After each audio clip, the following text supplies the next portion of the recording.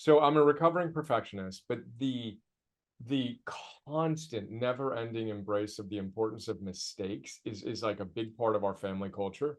And one of our jokes is, "Oh shoot, I almost had a perfect day. I was almost the first perfect person." And they giggle. "Oh, no, you weren't. You've made so many mistakes." I'm like, "Oh, you're right. I've made a lot of mistakes. Have you ever made mistakes?" Of course I have. Why are mistakes important? Literally, I've done this so many times, you'd think it would get old. It doesn't with them. Because that's how you learn. If you aren't willing to make mistakes, you'll never learn. All right, fellas. Brian Johnson's with me today. I can't tell you enough about how thrilled I am to be introduced to Brian, to be building a friendship with Brian. There's so many things that align. This conversation today is going to be one that I think you'll find, of course, authentic and real and rooted in personal stories of those in our community. But I think that you'll find the same alignment with Brian that I do from a vibrational standpoint, from an energetic standpoint, from a man who is clearly committed to making a difference in the world. And when you look at his bio, you see and you feel that it's written all over it. It's written in the title of the business that he serves, the Heroic Public Benefit Corporation, to which he is the founder and CEO. I will tell you a little personal story, which is when I put Brian's new book, Arete, on my table and my wife stumbled upon it, she was like, "The Brian Johnson? Like the Brian Johnson that she has known about for years and loved his work and bought his products and his services and learned from him." And then I was like, "Yeah, like he's here. He's in Austin. Like this." She goes, "No way." And just, it was so enjoyable to watch my wife have such an incredibly positive reaction to Brian's work being in our home yet again, another time. And again, Brian is a humble guy, but when you talk with him, when you learn from him, when you explore his work, you'll see the depth of his character so clearly. But if you want some business credentials, founder and CEO, made crowdfunding history by building and selling 2 social platforms. I think it's super cool is he sees himself and others see him as a philosopher and a teacher. I remember also learning about Brian because one of my best buddies, as everybody knows who listens to this show, because I talk about him constantly, Hal Elrod, who wrote The Miracle Morning. I think, Brian, you were in the movie, right? You were in the Miracle Morning movie, if I remember correctly. Like there's a spot of you in there and you're teaching the Miracle Morning and you did a review on the book. I remember when you first did a review on the book and Hal was so pumped about it. Dude, there's all these tie-ins. And then finally, years later, here we are having this conversation. It makes this chat so much more meaningful for me. And of course, guys, that we wouldn't probably be having this conversation if it weren't for the fact that I was so in awe of Brian also as a father and as a husband, because we are family men with businesses, not businessmen with families. So thrilled to be digging in, thrilled to be holding this new book, Arete, in my hands, thrilled to be, exploring this topic. Brian, welcome to the show, man. John, dude, goosebumps several times throughout. You and my wife and you, and I'm sorry, I am already connected with your wife. That's crazy, dude. I Yeah. can't wait for our families to get together. We were talking obviously before we came on about, all right, we got to get together for some laser tag and hang out as a family. I had no idea that we go way back in that way as well. So bless you. I'm so thrilled how it connected us, and just really happy to be with you today. And I thought you were going to talk about the fact that we're both blazoned. I didn't realize we were twins as well, in that we tattooed our bodies with, the ultimate mission and the movements we're trying to help lead and create. So super inspired to be here. Really looking forward to our chat. Yeah, man. First of all, how are you today? How are you this morning, man? How are you feeling? Tell me about your current state of being, Brian. Dude, my current state of being, Brian, is measured accurately with my aura score this morning. I'm a 94, 93. So I made a commitment, middle of the week last week, took the kids to Home Depot to get some lumber for their tree fort they're building. We might have stopped at HEB and got a little snack. I ate late. My readiness is 78. All right, perfect. You know, I'm going to rebound. It's kind of what I teach. The day after, you kind of slip a little bit, come back harder, you know? Anyway, I do a video for our community and I share it on our platform we're building. And I'm like, all right, I'm going to do this every day. Because science says the audience effect, when you know people are watching what you're doing, you lift more weights, you do things better. So anyway, I went from that up, up, up. Now I'm like dominating the 90s as a result of my own accountability. But anyway, I'm feeling great. Quick workout in the 40-degree weather that feels like 32 here in Austin. And just feel blessed, man, to have the opportunity to connect with you. And especially today, you know, it's such an important theme to talk about being a good dad. For me, as we were discussing, it's easy energy and work, but it remains my biggest challenge, you know, 11-year-old, 6-year-old, but to be a great husband and a great father and what you're doing, it's just really, really important to take those high performing dads and to help us integrate every aspect of our lives. Long answer to your short question, doing great, feeling great. And again, just excited to chat. Dude, on that topic of, fatherhood, what was your relationship like with your dad? Well, there you go. Not what I'm hoping to create with my son. So I grew up in a really conservative blue collar family, youngest of 5 kids. My mom got married at 17. My dad had just gotten out of the Navy. Good man, you know, but struggled with alcohol.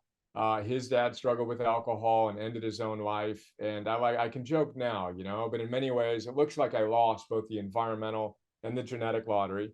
And I literally never had a conversation with my dad, maybe 1 or 2 substantive conversations, but it was always looking at his profile. He's watching sports or the news or something and talking about nothing. Yet he had a huge heart. You know, he once wrote me a letter where just poured out how much he loved me, how much he cared for me, tears in my eyes and goosebumps. And I sobbed for hours after I read it right before I graduated from high school. So anyway, I learned a lot. My dad worked so hard to take care of us, you know, and just got overwhelmed midway through that game. So just trying to take, you know, what he did for me, which was better than what that his dad did for him. But yeah, really challenging relationship with my dad. Learned a lot of what I want to be in terms of hardworking and virtuous and noble and all those things. And a lot of things that I'm excited to improve on with my son. And then I look at my son and I'm like, he's such a beautiful boy, you know, and just to see him becoming a young man and proud of him, you know, and that kind of legacy, right, of breaking the cycle, breaking the chain, trying to do my best to help him, you know, have a life that my dad, again, worked hard to create for me and at some point in the process kind of broke down, you know. Mm. In your efforts to be a great dad, right now, what do you think? What's a story? What's a moment recently where you're like, I'm doing a great job? Like you don't need anybody to tell you, you know it in your heart. You showed up, you had a conversation, you did something, you had it shared an experience recent. Yep. Yeah, I mean, even just the other day, you know, just little things for me. Like I work really hard, you know, I like to shut down, end of the day, spend time with the kids. But the weekends are kind of my thing. So take the kids out for, you know, 2, 3, 4 hours. We were joking again before, but laser tag has become our thing. Laser tag in Austin, we got to get a group together and go have some fun. You know, just mundane things. You know, Sunday afternoon. All right, Eleanor, my little one, who's 6, vis-a-vis my son, who's 11. What do you want to do today? She wants to get a haircut with her brother and she wants to go to laser tag. Perfect. Then they took a picture of her sitting there. She wanted bangs, you know, she decided what she wanted to get. And I found myself looking at the picture yesterday and just like feeling her, you know, in one of those moments of God, what a sweet, sweet little girl. Um, it's those mundane moments that my wife, by the way, she does it all day, every day, you know. So my wife's the heroic one who's doing the things that no one will ever know about, you know, that are just really helping form a beautiful attachment with our kids. So, you know, those mundane things that are just the little moments that I'm proud of, just to be there, to show up. I'm also proud of when I fall short of my standards, which is frankly more often than I'd like to admit, that I repair quickly. So it's a Dan Siegel idea. Like my dad would yell at me and that would just be it. And okay, more pain, more pain, more pain. What I learned from Dan Siegel, the great Harvard, we got a party going on in the background here, what I learned from Dan Siegel, says the kids that join us, great Harvard MD, psychiatrist, mindfulness expert, etc. He once shared a story about how he yelled at his kids. It was one of those things, I read it before we had kids, where I'm like, all right, cool. If Dan Siegel can fall short of his standards, that gives me permission to be human and common humanity and all those things. He said, his prefrontal cortex went offline and his limbic system took over and he yelled. But then what he did was he repaired, came back and he said, I'm sorry. So one of the things I'm most proud of is the speed with which I'm able to repair and then the way that I model that. So I'll say, and I talk about it in the book in one of the chapters where my son called me a jerky face, right? Jerky face. All right, buddy. But the ability to repair is something that frankly may sound weird, is one of the things I'm most proud of. There's other things I'm proud of in terms of me trying to be the man I hope my kids aspire to be and what my wife and I are doing with them and the chess stories I share and stuff like that. But that ability to be human and to share what one does when they fall short of their standards, which we all will at times, is something that I'm really proud of too. And I had the opportunity to do that. Not today yet. It's only 9:30. Give me time. But over the last 72 hours. Totally. Yeah. Again, I think when I was a young dad, a lot of the effort was in how to be great. It was how to be an awesome dad. What are the things I do? What are the habits, the rituals? Like what does showing up look like? And I so badly wanted to be an amazing dad. I was like, I'm going to read all the books. I'm going to do all the things. And what I found over the years was that was important. That was a step in the right direction to like cast a vision of what I want and to try to have those habits. But where I felt a lot of shame was when I failed at those things that I was trying to do with excellence. I felt a ton of shame. This happened recently too, where I realized how much shame I still have on a daily basis. I'm even more attuned to it now than ever before. Even when I just make an error, like, I think I just shared this on a recent podcast too. I was playing volleyball and I was playing terrible and I was driving home and I had shame for how bad I played. Like that, that I just wasn't there for my teammate. And, like I couldn't believe it. I was like, dude, of all the work, you're 48 years old, you've done the deep work. That to me has been the thing I've been most attuned to in the last several years is the repair process.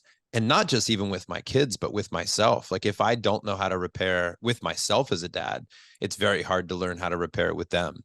Yep. Yeah. It's interesting. One of the jokes we have in our family. So Carol Dweck is my greatest inspiration parenting wise. Yeah. Her mindset and self theories, fixed versus growth mindset, but the willingness to make mistakes. And again, I was a perfectionist, youngest of 5 in an alcoholic family. So I'm the guy that's got the perfect straight A's and all the things. I got to do everything perfectly or I break quickly. So I'm a recovering perfectionist, but the constant never-ending embrace of the importance of mistakes is like a big part of our family culture. And one of our jokes is like I the day that I did something, it was either Saturday or Sunday, I did something stupid, with them, or I don't remember what it was exactly, but the joke is, oh shoot, I almost had a perfect day. I was almost the first perfect person. And they giggle. Oh, no, you weren't. You've made so many mistakes. I'm like, oh, you're right. I've made a lot of mistakes. Have you ever made mistakes? Of course I have. Why are mistakes important? Literally, I've done this so many times, you'd think it would get old. It doesn't with them. Because that's how you learn. If you aren't willing to make mistakes, you'll never learn. That combined with what I practice is something, again, I talk about a little bit in the book, but Lanny Basham, a great mental toughness coach, Olympic gold medalist, he was a rifle shooter. And he would say that when he missed the target, what he would immediately do is, if he hit the target, he would celebrate it, right? And cultivate his self-image, because you won't outperform a bad self-image. So you've got to see yourself as a great human being in your energy, your work, and your love, as we describe it. But anyway, when he missed the target, he would not ruminate on the fact that he missed the target. He would immediately go to the moment before he took his shot. For me, it's when I let myself down. You want to be honest about it, but then don't shame. Bring a flashlight to it and then embrace the mistake, but then you needs work it. So for example, I tell a story of how we were out all day. The kids were being nuts on the drive home or 15 minutes from home. And I just lost it. I'm like, guys, just relax, raise my voice, and may not have said it that politely. And then, they quiet down. And then 10 minutes later, they've forgotten about it. And my son says, hey, can I drive home? We live in the country, you know, we're a mile away from our post office, no cars around, little country road, you know. I let him get in my lap and we drive the rest of the way home. So can I drive home, Daddy? Completely forgot about everything that happened. And I'm sitting there still pissed. And I'm like, all right, dude, you know what? No, I don't like being called a jerky face, you know? And then I'm all grumpy. We get home and it's a circus that night. They're upset. I'm upset. I wake up the next morning and then I needs worked it. I had a proper amount of shame. Shame in 1-2%, a little seasoning isn't bad. When it becomes the dominant emotion, it gets toxic. Anyway, I went to the moment because there's always a moment when you made a bad decision and you allowed a gap to exist between who you could have been and who you were. Anyway, I realized it was right in that moment. I could have taken a breath. I could have smiled and said, sure, buddy. He would have come up, sat in my lap. We would have giggled on the way home. It would have been awesome. Completely different day. So that's what I do when I fall short. I don't waste the data. So I come back and I'm like, oh, right there. And then I replay doing it right, which is what Lanny Basham encourages. When I combine that, the willingness to make mistakes, seeing that that's the source of growth with how to operationalize, that you win or you learn. It's what I teach my kids. And another thing I'm really proud of is how I'm showing up with my son with his chess, which we may talk about, but we win or we learn. When we fall short of our standards, let's not waste that data. Remind ourselves of who we are at our best, see where we fell short, and then use it to get better. And again, long answer, but that's been a really powerful thing for me to bring into our family. That frankly gets me giddy to have two kids that, you know, get this at 11 and 6 and are coaching me on these ideas, you know, is that's what I'm most proud of. Of everything that I've done, that's something that inspires me, fires me up, yet remains my biggest challenge. In the end of the book, I dedicated and acknowledged my kids, and I said, being worthy of you and modeling what I hope you aspire to be is my biggest, most heroic challenge, you know? It's a sobering thing, right? To know that these kids are watching us moment to moment to moment. Terrifying also. It's terrible. No, it is. I mean, it's a humbling, like, oh my goodness. Then, you know, shake it out and all right, back to work when we fall short inevitably. And just do our best, you know? Yeah. You homeschool both kids? We do, yeah. Yeah. So Tiger, my 14-year-old is at home now, and we've designed a schedule for him. And we had this conversation maybe a month ago about what type of human do you want to be in this world, and what does a 14-year-old, what does a schedule of a healthy 14-year-old look like? You know, what are the important things? I'd be curious how you're approaching homeschooling, and does work like Arete show up at home? Like, do you pop open the book at dinner and go to a chapter and read it? Like, how might your professional work influence your homeschooling as a dad?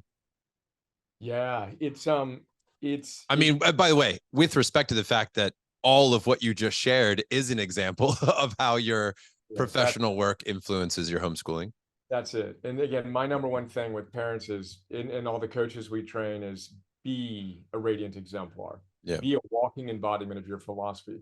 You know, your kids are watching you more than they're listening to you, obviously, you know, but your example is what it is. We named our kid Emerson after Ralph Waldo Emerson, one of my heroes, Eleanor after Eleanor Roosevelt.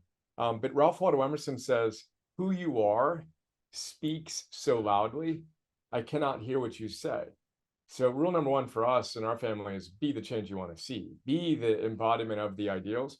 But we're all in. So we're trying to raise iconoclastic heroes. We're not interested in conformity. We're interested in wisdom, discipline, love, courage, gratitude, hope, curiosity, and zest. In embodying these ideals. My wife is as into this stuff as I am, which is a blessing.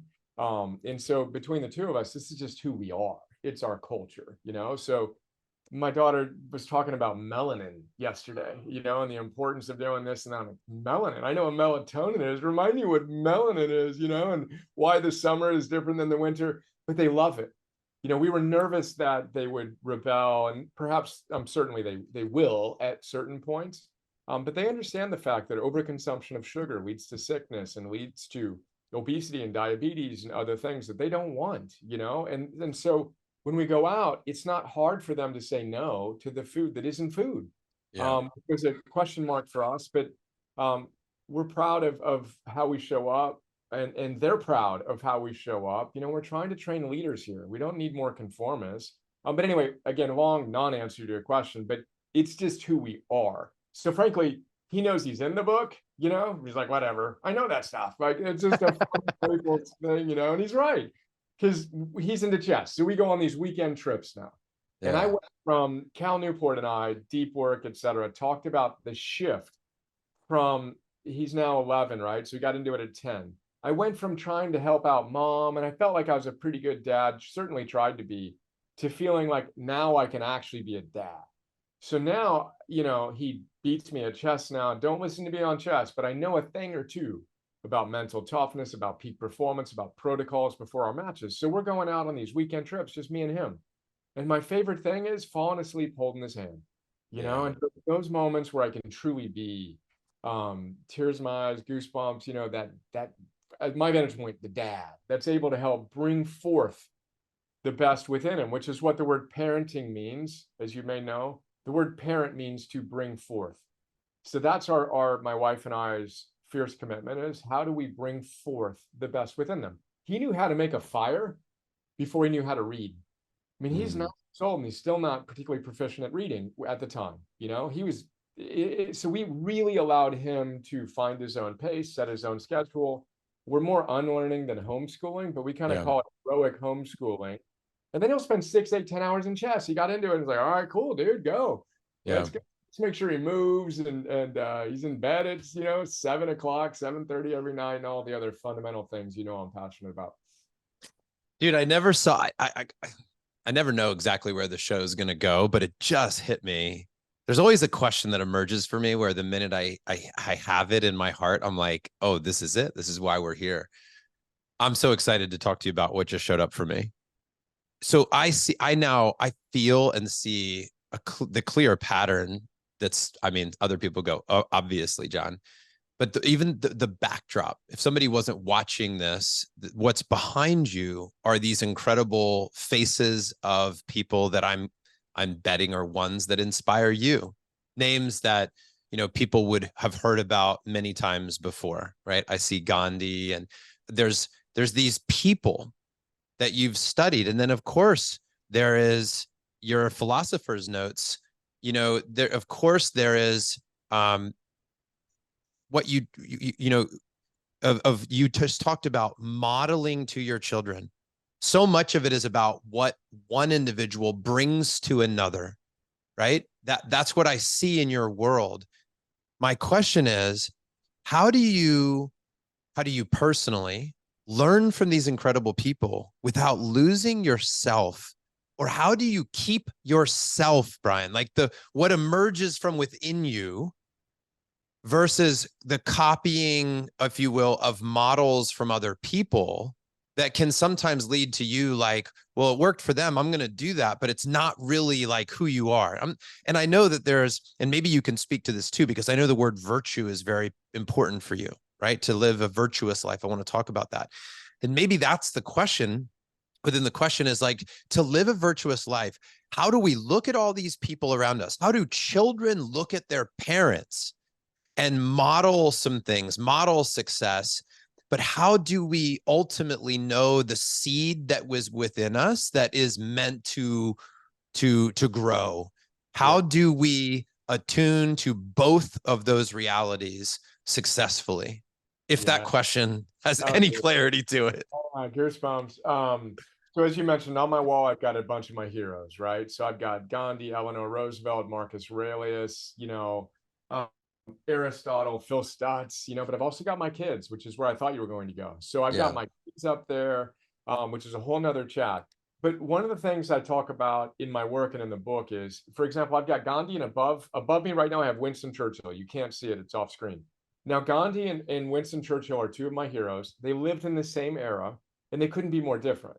So Gandhi, you know, would wear clothes, he wear a loincloth to the palace. Think about who does that. And oh, by the way, when he went to go visit the king and queen, he wasn't talking that day. He sees us writing down things. Iconoclastic, heroic, frankly, borderline obnoxious. Who does that, right? Gandhi.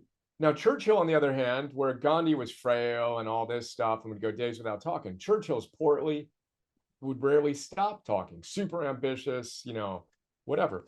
So those two guys were so different, they didn't even like each other. Yet in my mind, they had one thing in common, which Gandhi named. He called it soul force. And his entire movement was called Satyagraha, which we translate as nonviolent resistance, which is a horrible translation of Satyagraha. Satyagraha means truth force, virtue force, love force, or soul force. Martin Luther King quoted Gandhi's soul force in his I Have a Dream speech. So in my mind, soul force is the universal superpower of all heroes. It's what we each have, but it is only activated to the extent we live in integrity with our ideals. So I can look at those heroes and say, wow, goosebumps, they're amazing. But I'm going to follow some things that Gandhi does. His discipline was insane. Churchill's ambition was insane. These are beautiful things that I want to graft onto my sense of who I am at my best. Epictetus and Aurelius are my two favorite heroes, you know, a teacher and a philosopher. I want to be my expression of some of their ideals. That's the quick take on it. But my thing is, we each have that latent heroic potential. And when we live in integrity, our own idiosyncratic truths. My whole work is to use structure to allow you to find your own idiosyncratic expression of it within those structural constraints that allow you to show up as your best self. But when you do, you have the same soul force that the ancient Chinese philosophers, Lao Tzu, Confucius, same thing. Wu Wei, most of us have heard of. We translate that as effortless action, but that's not the right translation either. It's effortless right or virtuous action. You effortlessly do the right thing. In a word, you live with Arete. When you do that, you have moral charisma, is how they put it. You have people feel you. People want to follow people who have moral charisma. It's a neuroscientific fact. We're wired to follow people who are living in integrity. You can feel them. Same with kids, same with colleagues, same with clients or prospective clients. So that's the number one thing. It's the seventh objective of the book. Everything I do is to activate that. And then you simultaneously use structure, but you need to bring your idiosyncratic truth to it. Imitation is suicide, is what Ralph Waldo Emerson said. You must trust yourself. Self-reliance 101. But again, there's this beautiful dance of being inspired by, and I don't look at any of those people and think they did something I can't do, by the way. I look at them, they're barking at me, they're challenging me every single day, but they're showing me what's possible. For me to show up in my own humble yet striving to be heroic way is how I relate to them. What a wonderful question. And those are some of my thoughts that obviously get me fired up. And that's what I've dedicated my life to. You are the hero we've been waiting for. Anyone here, you're the one we've been waiting for. Quit looking outside yourself. Today's the day to step up, be your best, give us your best. And that's literally how we're going to change the world together. I'm purposefully pausing. Just wanted to let that sink in, man. That was, yeah. Wow, dude, you just lit up. Yeah, you just, that was like a door straight to your heart, man. That was cool. Oh, bless you. I really appreciate that. Of the where we needed to go, you know, that's my entire life's work, is to how do we get through, you know, and create the pathways such that we are inspired by that, but then we have practical operationalizable wisdom that we can actually take that inspiration and do something with it. That if I do this, then I can more consistently be that version of myself. So bless you for the intuition and giving us the context to talk about that as the question that we came to discuss. So, dude, that there's literally no better transition to talk about the actual book, which I'm holding in my hands. This thing is solid. I keep telling my team, I'm like, the whole, like when I got this in the mail and I got all the things and everything, it's just like it's just so well done, Brian. Like and that, by the way, when I say solid, this is a term I've been using for the last year in Front Row Dads. That's how I want us to be operating. I want us to be perceived in that way. I want our families to feel that solid men. Like it would thrill me if 20 years from now, somebody were describing Front Row Dads, the community, and they were like, oh, that's a group of solid men. And your book feels that way, man, in both its weight and its content. Let's talk a little bit about it. I want to get into this because, first of all, the foreword, which I sent you a text about. And I read this from Phil Stutz, who you just mentioned was behind you on the wall. I love the movie, for the record. Like, holy shit, dude, that was so well done. Incredible. So I saw this, and the first thing that, that I thought was, oh, Brian was clearly inspired by the movie. He then reached out to Phil to write the foreword. But then in reading the foreword, he's like, hey, the reason I can say such incredible things about Brian is because I've worked with him every week. So this is somebody that you know deeply. And for those, by the way, who might not have seen the documentary or know who Phil Stutz is, can you give a quick intro to who this man is? Phil Stutz is he's just a sacred human being in my life.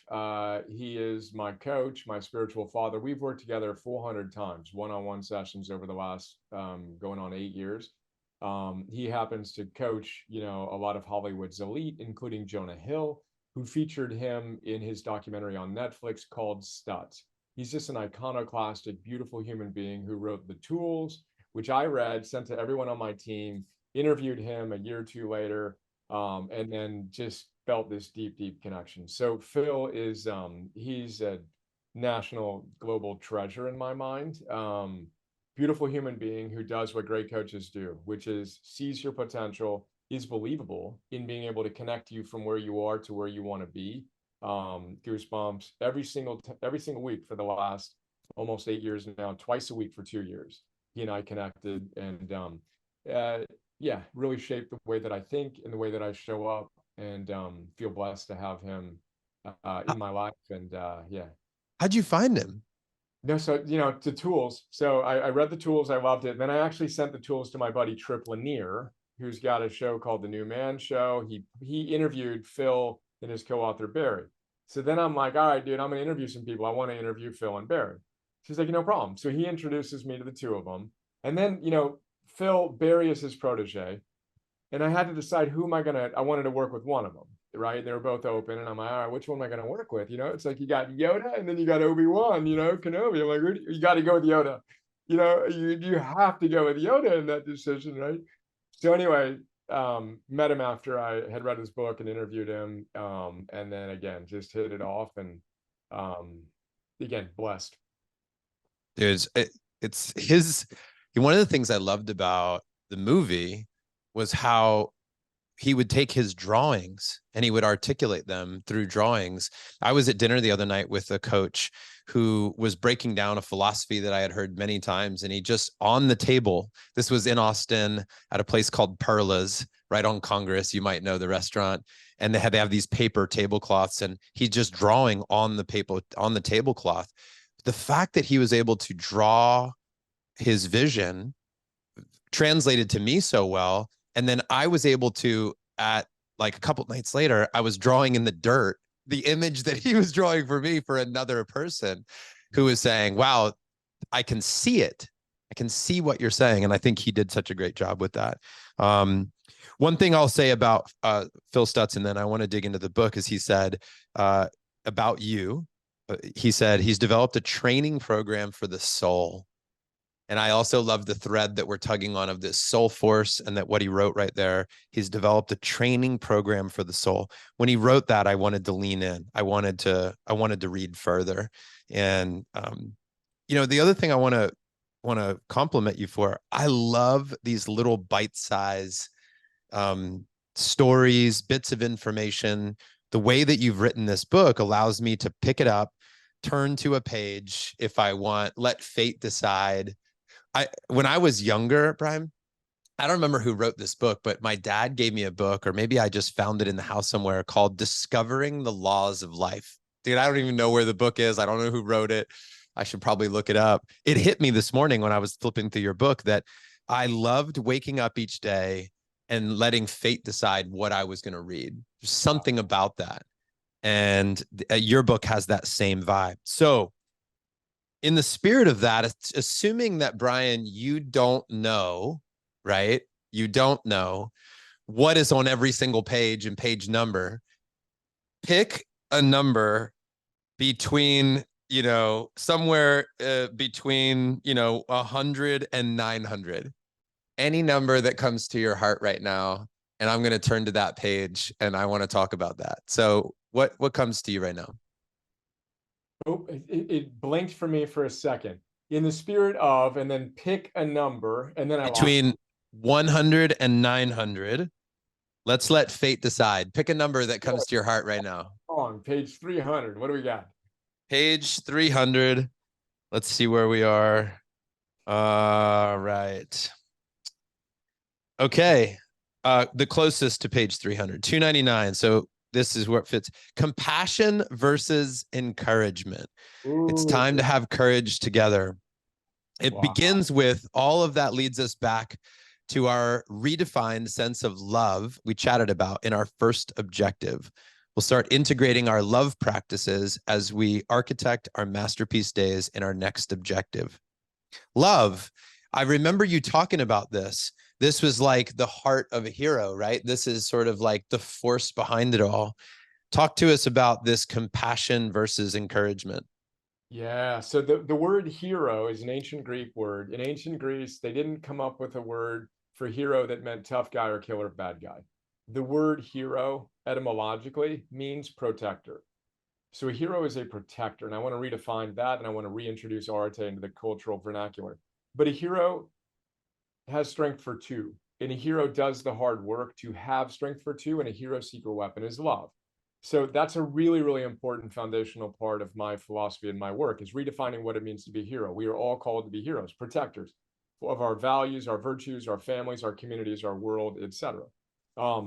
So that particular chapter, and I love that that's at Spartan Strong 300. Aristotle, who's one of my heroes, is the one who gave us Arete, by the way. Should I frame that up real quick and then drop Yeah, in? please, please. I was going to get to that, but yes, perfect Okay, timing. cool. Let me do that. I'm just going to make a note to make sure we come back to compassion and encouragement because it threads through. So if you asked Aristotle, Socrates, Plato, the ancient Stoic philosophers, Aurelius, Epictetus, and Seneca, how to live a good life, they'd answer you in a single word, and that word is Arete. So the word translates as virtue or excellence, but Arete has a deeper meaning, something closer to being your best self, moment to moment to moment, never perfectly, but more and more consistently. And I like to draw two lines. I frame it up and tell the story of me sharing this with my son, 10 years old at the time. He didn't want to do something related to chess. Perfect. So we go on a walk and I tell the story. But if you're capable of being this, and you're actually being this, and there's a gap between who you could have been in any given moment and who you actually were, it's in that gap in which regret, anxiety, disillusionment, depression exists. It's more nuanced than that, but that's the basic idea. If you close the gap, there's no room for anything other than a deep sense of meaning and joy in that moment.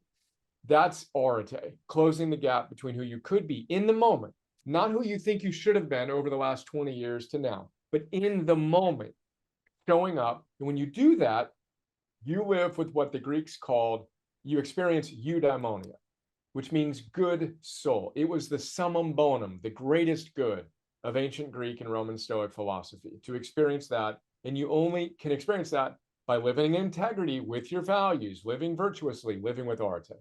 Now, I frame that out because Aristotle also said that the most important virtue, and they had four cardinal virtues I talk about a lot: wisdom, discipline, love, and courage. They called discipline temperance, they called love justice, but I modernized them in the book. But courage, Aristotle said, is the most important virtue. Courage is the virtue that vitalizes all the virtues. And by the way, it's named after the same root of the word for heart. So just as your heart pumps blood to your arms and legs and vital organs, courage is the virtue that vitalizes all your other virtues. If you aren't willing to act in the presence of fear, good luck. You cannot be heroic, period. Now, that all brings us back to compassion vis-a-vis encouragement. So if courage is the most important virtue one can embody, then in my mind, the most important virtue one can give to someone is encouragement, which literally means to inject with courage. So that's the most loving thing I think we can do for our friends, for our kids, for our colleagues. But you can't give what you don't have. So if you don't have wisdom, discipline, love, and courage, how are you going to give it to somebody? if you're pulling the covers over your head right now because, oh my God, the world's catastrophically in chaos, which it is, but the hero runs to the sound of the gunfire. They don't run away from it. They step up and they serve profoundly. They protect the individuals who may not have the strength to protect themselves. So encouragement, in my mind, is the most underappreciated virtue. And I juxtapose it with compassion, which is extremely important. But the word compassion etymologically literally means to suffer with. So when I have compassion, I'm suffering with someone. Now, again, that's important. It's not either or, but you got to counterbalance it. You got to weigh it with some strength, that you got to see people's potential. And then you got to give them encouragement. Yes, yes, I recognize your suffering, but I also see your power. And by the way, it's why I have my kids on my wall. So I have my kids and heroic portraits of them on my wall, because I like to adapt Walt Whitman's phrase, and then I'll wrap up. Walt Whitman said, in the faces of men and women, I see God.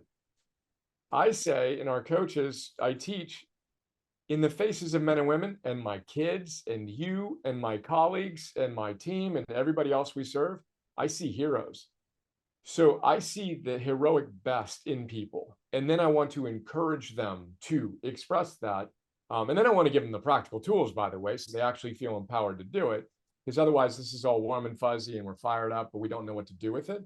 Again, very long answer to your question, but compassion vis-a-vis encouragement, going back to Aristotle, the Stoics. And then the one word answer again is be your best.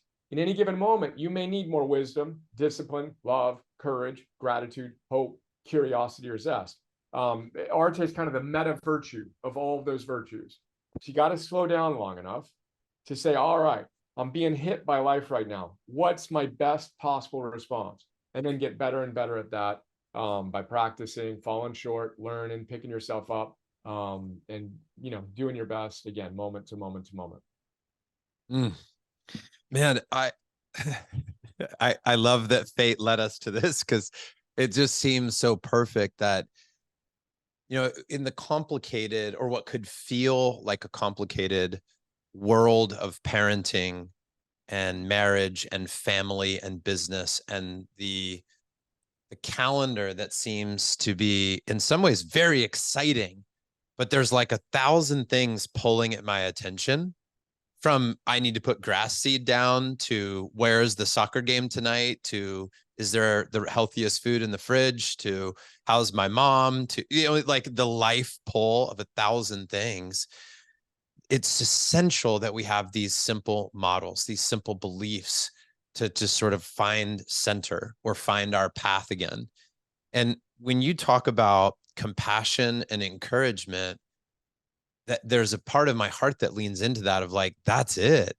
We need to, this, like, I don't remember exactly how you said it, but it's just like, I see your suffering, right? There's a leaning in, and then there's the encouragement of, and whatever you said, I believe you can do it. I see the potential within you. I see the good in you. I see, you have what it takes.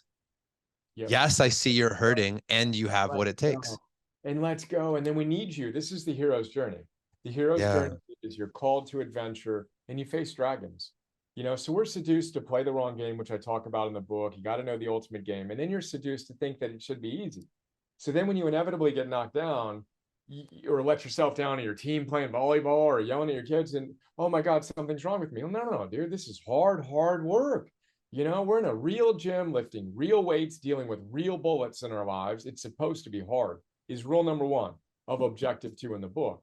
And we need you to show up in the midst of that pain, in the midst of that uncertainty, and do the hard work to forge what I call anti-fragile confidence. So you have the solidity. I love that word, solid, and strong, gravitas, which is what I wanted in the book. I wanted the book to have a weight to it, where you literally felt it. Oh, wow, there's something different here. But that gravitas, that strength, that solidity, that stability, which again is only forged when you cultivate a true, what I call anti-fragile confidence, where you're no longer fragile or even resilient. You're anti-fragile. You get stronger when life knocks you around. And then you have deep, true, earned confidence, which means trust, intense trust. But there's only one way to build trust in yourself, which is to do what you say you will do. if you say you're going to go to bed at a certain time and get up at a certain time and be with your kids without your phone, and you're not, again, not perfectly, but if you know you're just not doing those things, you're destroying your mental toughness, you're destroying your confidence. And frankly, you shouldn't trust yourself because you haven't demonstrated that. You wouldn't trust anybody that didn't do what they say they would do. You'd give them a pass or two, but then at some point you're like, whatever, I can't trust this guy. But when we do the things we know we need to do, especially when we don't feel like it, everything changes. And that's a huge part of my work. And again, why I'm so excited to connect with you is I can be this intense with you, knowing that you're pushing these guys that are already performing at such a high level. But I know for a fact from everyone we worked with, we're winning in energy and work. All of us are in, most of us, and if you're not in great shape, get on that. That's the easiest to control, but we're performing well, energy and work. How's your well? And there's something exhilarating about ambitious guys like us, as you know, and you have dedicated your life to, going next level in integrating these practices. But again, this is the hero.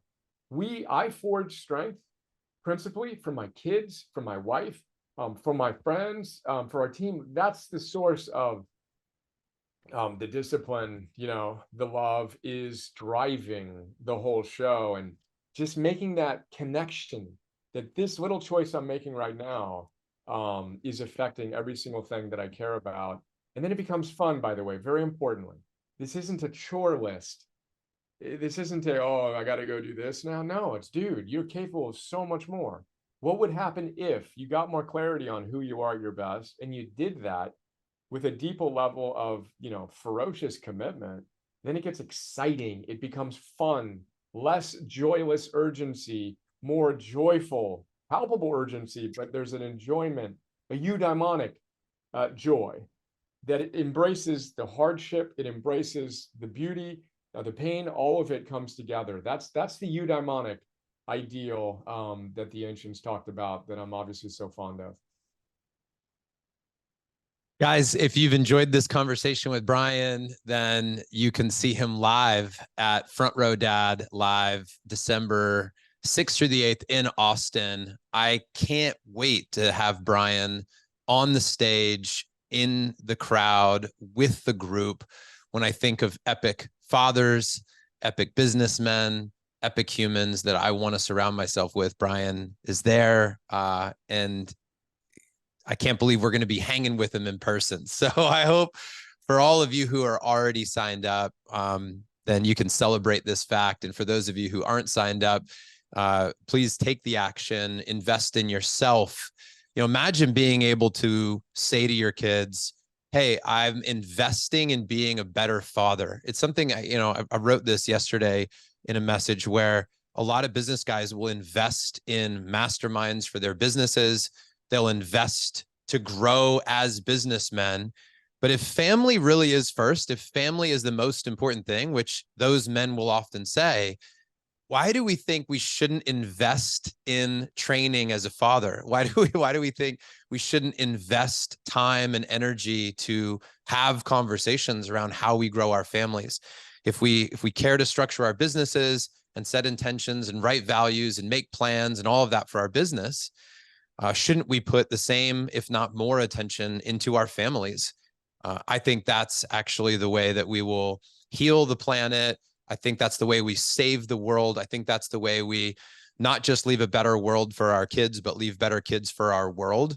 And I'm so excited that Brian's going to be with us. So thank you, Brian, for being at that event. And thank you for writing this book. I know we're out of time. Do we have a couple minutes? Dude, Or got time. Let me look at my calendar. We're good, man. Keep on rolling. Let me just open that up real quick just so I can see what's going on. No, we're good, man. I've got another 30 minutes until my next call. So, dude, wherever you want to go, I'm here. Okay. Look, I have a couple more questions I wanted to throw to you. One of which was modern day heroes, like guys that are living now. When you look out into the space that surrounds you, who are the faces on the wall, by the way, aside from your children, that, right now you think are critical for humanity at this time? First and most importantly, my wife, who literally, stands behind me. Oh, and every Dude, I step. love that, man. That's cool. she's the more heroic among the two of us, dude. What she does unheralded to be there for our kids is just so beautiful. Um, Man, men, us who are blessed to have women with whom we're in a relationship right now, and of course, very idiosyncratic in terms of where we all are, sacred. It's my biggest challenge. If she was here right now, she'd laugh about all my shortcomings and all that. So let's just make sure that's clear. I'm very, very, very far uh, from being perfect or even where I want to be on a consistent basis. But I love my wife. I appreciate my wife and what she's done for our kids and me and all the things. I only have 3 living people on my walls. I have her, I have Phil Stutz, and then I have John Mackey. So Phil Stutz, we've talked about, but he is the deepest inspiration in my life. Surrogate father. I grew up basically without a father, and our joke is, and I say in the acknowledgments, the heroic gods had a great sense of humor to wait 40 plus years to introduce us to one another. But bless you, father, you're a good one. John Mackey is the other only living hero I have on my wall. John is the founder and former CEO of Whole Foods. I read his debate with Milton Friedman, the ardent, free market capitalist, of which John is an ardent free market capitalist. I am an ardent free market capitalist. But John and I connected like 18 years ago after I read this debate he had with Milton Friedman, in which he basically, in Reason Magazine, highly recommend anyone interested in the idea of conscious capitalism in business, check it out. I wept reading it. As a younger entrepreneur, he basically said, my success is driven by one thing, love.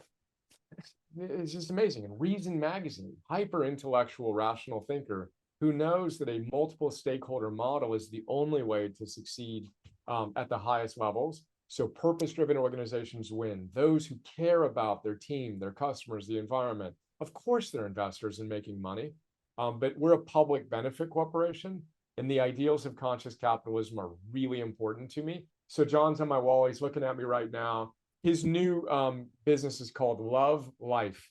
So my heroes, every morning I meditate, and every morning I talk to my heroes and they talk to me. They give me a 1-sentence admonition for the day. He tells me that, love life.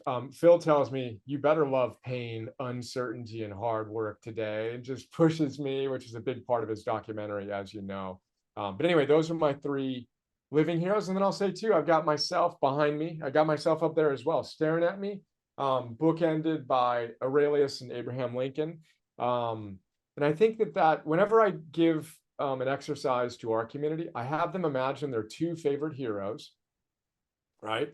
So right now we can do it. Who are your 2 favorite heroes? Bring them to mind. And I do this meditatively every morning. And then the 3rd hero is you at your heroic best. And every morning I ask my heroes, more than that, what they want me to think about, including the heroic version of me that I aspire to be in general and today. But amazing question. Those are my top 3 +1 living heroes. Dude, I'm gonna sit tomorrow. When I wake, I'm gonna sit in meditation with this idea of talking to my heroes. I think that maybe one of the coolest things I've heard recently, man, is this idea of talking to your heroes and letting them speak wisdom to you. I love it. It's really beautiful, man. It also gives me great hope to think as I see your face on the wall. There's so much, by the way. The fact, like, we could talk about that, like why your picture, also how you have it positioned, how your wife right there with your, like, dude, I couldn't even have imagined this, like the metaphor of all of this, like that it's profound. Never saw that coming. I thought this was just some pictures on the wall behind you, like, dude. But I should have known. I should have known better. That's okay. I can repair with myself. I can feel a little bit of shame right now that I didn't see this coming. But I can repair. I can move on.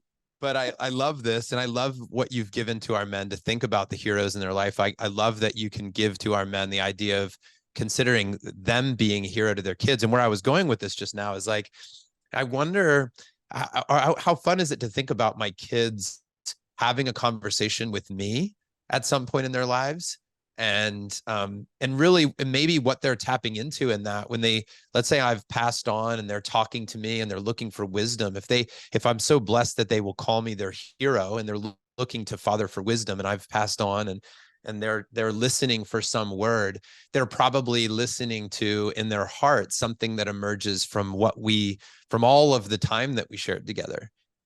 It's like how I think about values, where, look, should you write down your values and share them with your family? Arguably, yes. Is it great to hang them on the wall? Is it great to write a book and say to your kids, like, this is a virtuous life, these are things I value, like, you can read about it here? But I also think that your kids could write them. If somebody sat down and said, what does your dad value? You would probably know. Like, anybody would know because of how they acted, what they did. Like, you live your values. You're acting them out every day. So whether you write them down and hang them on a wall, your real values are being demonstrated with all of your actions. So that's or not. Yeah. Or not. And this is the book, and the entire app is this. Because when the ancients tell us, in all ancient wisdom traditions, we talked about Greek and Roman Stoic, but you can go to Buddhism, Taoism, Hinduism, Judaism, Christianity. Every religion says the same thing. And faith tradition, wisdom tradition: be your best self, live with virtue. It's Stephen Covey's eulogy exercise. How do you want to be remembered? But in the book and in the app, we basically challenge you not to make New Year's resolutions, but to make new days resolutions. So I'll tell you exactly what my virtues are in energy, work, and love. I'm disciplined, I'm calm, and I'm confident. Those are my top 3 virtues in energy. I recommit to them every morning. It's how we built the app, with, again, the same company that built Slack, Tinder, Uber Eats designed our app. But then in love, I'm joyful. Very important to me to be joyful. I tend to get too serious and work too hard and get all that feisty, edgy. I'm joyful, I'm connected, and I'm encouraging are my top 3 virtues in love. In work, my number 1 virtue is I'm fiercely ambitious. I'm unapologetic, dude. I want to change the world. I want to create a multi-billion-dollar public benefit corporation that is run the way I think my heroes would run a business, to prove that love wins. I'm focused on what's important now, and I'm anti-fragile. Goosebumps. Those are my top 3 virtues. I absolutely believe we should know. You should be able to wake me up in the middle of the night and say, what are your top virtues? Boom. Do you know them? And then, more importantly, are you, if I F-bomb cursed like Phil Stutz, living them? Otherwise, we got some issues. We got to move from theory to practice to mastery if we want to be the solid men we aspire to be. But virtues are everything to me. Everything. But then you just need to know who you are at your best, what virtues you embody, and what specifically you do. And not someday, today, especially when we don't feel like it. Getting me fired up. But it's a really central part of my life's work. Is I can't just tell you, oh, live with Arete. Well, how in the hell do I do that? Well, there are ways to do it. You can operationalize these high-sounding ideals in a very practical way. And again, we've done scientific research with the best well-being labs in the world, proving what I'm talking about works. 300-day context with our coach program, and in 3 minutes a day on our app. And it's common sense, dude. You just need to make common sense common practice, and then everything changes. And the joy comes in, and the confidence, and all the other things we discussed. My apologies. I know we're wrapping up, but you got me fired up there because it's so central. And by the way, kids use our app too. Families use the app together. The publishing partner with created an imprint uses the app every morning with his 13-year-old son, and we help you build your Soul Force score. Aura's got a readiness score. We've got a Soul Force score. You start at 80. Every day you get a point for doing what you say you will do. And his son is super proud to be past 90 now and moving toward 101 is our Soul Force score. But again, operationalizing these things is important. Ancient wisdom, modern science, practical tools. What are you doing today to put this stuff into action is the only thing that matters at the end of the day, right?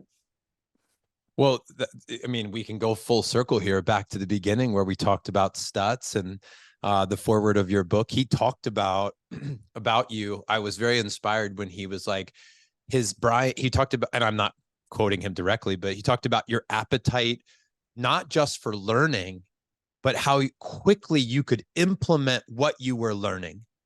That to me is That's the part that we're talking about here. That's what you're saying, from theory to practice. That's what makes you different. You're not just dissecting the heroes for like this stimulating, like entertainment value of like, isn't that fascinating? But you then have the application and you have the practices daily. I love when you talk about the +1, right? Instead of like the +1 -1, +1 -1. But how, this +1, if you can do that consistently. So I had this, like, I'm sitting in the sauna this morning thinking about our conversation, and I'm just like, what are all the +1s today in my life? And you have a beautiful way of dissecting information, Brian, putting it into practice yourself and helping other people do the same. I love the app idea. What would they search for to get the app? Is it just Heroic? Yeah, so then you can learn more about the book, buy it anywhere you buy books, obviously Amazon, etc., or heroic.us/book, and we've got all the normal bonuses and all that stuff. But Heroic, you can search in your iOS App Store or Android, Heroic, the training platform, or heroic.us is the URL. But we're really excited. The book is really a way to help catalyze our movement, in the app. You and I haven't even talked about the social component to it, but we're building an alternative to Facebook, Instagram, TikTok. That's the vision and the mission of Heroic. We help you train moving from theory to practice to mastery together.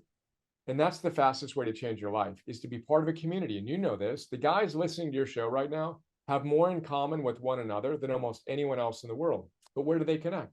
And where do they connect outside of the toxicity of most social platforms? So this is 2024 for us. We have a private beta mode right now, social platform.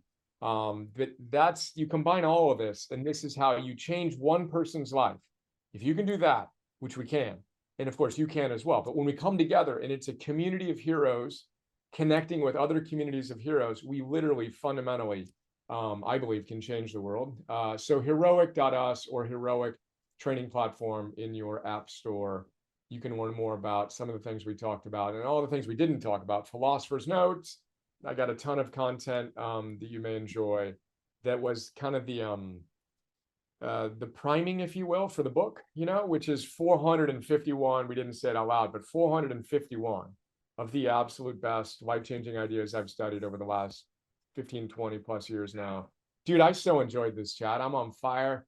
And I can't wait to see you in person in December. And just grateful for you, this chat, but what you're doing, to take really high performing men and make us better, and make us better. We work with some military people, heroes on the battlefield, but on the home front is one of the themes, so to people are succeeding in the boardroom. We got to succeed at home. And I'm just deeply inspired by our connection, by who you are, and I'm thrilled about all we can do together in the months and years. Deo volente, as the Stoics would say, God willing, fate permitting, ahead. Bless you, brother. Can't imagine having a better chat than we just had. Dude, thank you so much, Brian. Really appreciate it. And guys, please go get the book, Arete. Check it out. Search for Brian. Go to frontrowdad.com/live and then come see Brian in person in Austin so we can talk about business, fatherhood, marriage, and how these principles apply in your life. Get the app. You better believe I'm going to be exploring this with Tiger, my 14-year-old, as part of his homeschooling program. Excited about that. But Brian, you've breathed new life into me recently. You've given me yet again another example of a guy who's doing big things in the world. And at the same time, I'm so inspired that at the beginning of the book, you talk about going for a walk with your son, before a chess tournament, and how you're applying these principles at home. Because I just think in our community, it's not just enough to go build an epic business, and you can't just ignore your family. That's not success. Success is got to be where you go do your mission, go pursue your passion, make a difference in the world the way that you're born to do it, but yet be a great father, be a great husband, be a great family man. That is an essential part of the equation. to your Mm. success as a man, in my opinion, to be that solid man that we've been talking about. That's it, Brian. We'll wrap for today, man. Much love to you. Guys, go check it out. Buy a copy of the book. Buy 2. Share them with friends. And if you love the book as much as I did, write Brian a review, because I can tell you, as somebody who's read some of those reviews, they mean a lot. We love to hear the impact that this has on you and your family. Brian, thanks again, brother. I'll see you in December.